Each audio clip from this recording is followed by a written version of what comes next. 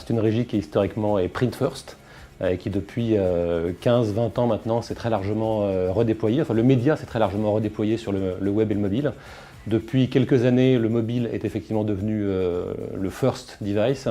En fait, en 2014, on faisait 13 millions de visiteurs uniques sur le mobile. On est passé à 22 fin décembre 2018, donc 13 millions à 22 millions. Dans le même temps, le web est passé de 20 à 12. Et donc on a effectivement une audience qui est aujourd'hui très largement mobile first. Pour schématiser, on a un escalier qui est assez intéressant. Le lecteur print a 50 ans, le lecteur web en a 40 et le lecteur mobile en a 30. Et en matière de business, on n'y est pas encore, c'est-à-dire que la dynamique est là, mais on est plutôt à 35-40% de chiffre d'affaires mobile. Il faut dire que sur un écran mobile, on a quand même beaucoup moins de possibilités de monétiser les audiences. La taille de l'écran est évidemment la cause de ça. Donc on a encore du chemin à faire et du potentiel à gagner pour faire matcher, ne serait-ce que venir à une équivalence de chiffre d'affaires entre le mobile et le desktop.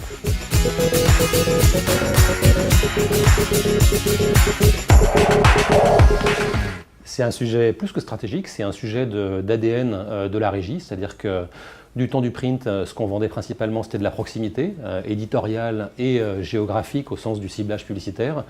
Sur le desktop et sur le mobile, et encore plus sur le mobile parce que c'est un média de mobilité, on a cet enjeu de géoloc et on le développe aujourd'hui au travers d'un outil propriétaire qui s'appelle Hexago, qui est une offre qui est en fait une surcouche d'ad serving qui nous permet d'intégrer l'ensemble des réseaux nationaux de nos annonceurs et de travailler avec eux sur des campagnes qui adressent l'ensemble de leur zone de chalandise, mais seulement leur zone de chalandise pour faire des campagnes nationales qui soient à la fois sans aucune déperdition, en contexte éditorial impactant et important pour contextualiser leurs messages qui sont des messages, souvent des messages de proximité, c'est la grande distribution, l'automobile avec les concessions, les banques assurances avec leur réseau de bureaux, et en même temps avec la DCO de personnaliser chacune des créations qui vont être diffusées sur chacune de leurs zones de chalandise pour flécher le consommateur directement vers le point de vente, l'agence, la concession.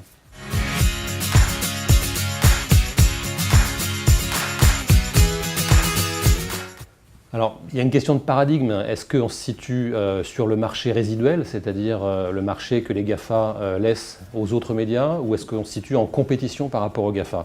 C'est une réponse qui est un peu compliquée à apporter aujourd'hui. Nous, on essaye de ne pas raisonner uniquement en comparaison par rapport aux GAFA, parce que si on se dit à chaque fois leur zone de croissance est là, donc il faut y aller, on est toujours à la remorque. En revanche, ce qu'on pense, c'est qu'on a des atouts que les GAFA n'ont pas. C'est notamment la qualité des audiences, la qualité des contextes. Il y a 5000 journalistes qui travaillent pour la PQR, c'est-à-dire à peu près 20% des cartes de presse en France. Quand on fait des post-tests de campagne digitale, on a 2 fois plus de confiance accordée aux marques quand elles passent dans un contexte de proximité. Donc c'est vraiment l'effet d'écrin qui est probant ici. On pense que cette notion de confiance est un atout extrêmement important à jouer pour les médias traditionnels ou les médias de contenu de qualité ou qui génèrent une confiance des lecteurs par rapport aux GAFA qui de toute façon auront du mal à se prévaloir de cette notion-là. Puis on l'a vu récemment avec les Gilets jaunes, il y a quand même quelque chose de très tendu sur la notion de fake news. Donc voilà, il y a quelque part un terrain à jouer pour ceux qui ne sont pas les GAFA.